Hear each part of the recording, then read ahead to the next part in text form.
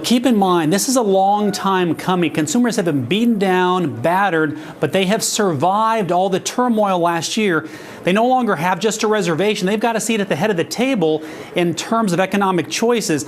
I think the consumer really speaks out this year with their dollars and their pocketbook in a couple areas. First of all, consumer spending is likely to rise higher. Purchases they put off in terms of at their house, but also saving for their future, are likely to take place this year. We've seen quite a bit of savings, and consumers now face a fork in the road. Will they save it? But more importantly, if they spend it, is it going to be helping the national economy or really pushing their personal economy forward? I think consumers have to be very careful, and retailers right now, Bill, face a critical juncture.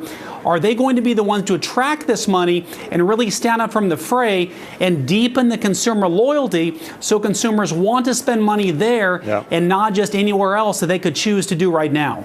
Derrick, the question, though, becomes, is the consumer's 6 years of deleveraging over? I mean, I think everybody pretty much at this point agrees that spending will come back, but is that spending coming from their savings, or are they going to start to borrow and exhibit that confidence in different ways now? If consumers choose to spend this savings, will they increase their lifestyle? And when the savings goes away, now they're living back in debt.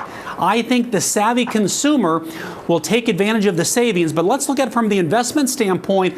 I think savvy investors right now want to follow the trends of where consumers spend their money. Consumer discretionary, technology, all of those areas stand to gain next year. But I think consumers gradually realize this recovery is for real, and the fear begins to subside. Investors see that trend and begin to follow their investment dollars where consumers spend their dollars. Don't just base decisions on how flush you feel today. Those changes or those economic benefits could go away. You want to look at your personal situation to figure out, if these savings went away, could I still be saving money? And ultimately, we don't want to have a cyclical situation where the consumer goes down if the economy goes down.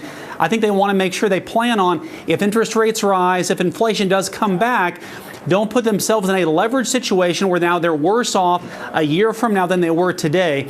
The onus is really on the consumer's back to tread lightly, almost through the minefield. Don't think that because gas prices are low, we're on easy street right now. Think about what could go wrong and plan accordingly so you're better off a year from now. Expect the worst and be glad when it doesn't happen. Good. You're well sounding like put. an insurance Exactly. agent there, Derrick. Thank you both. Happy New Year.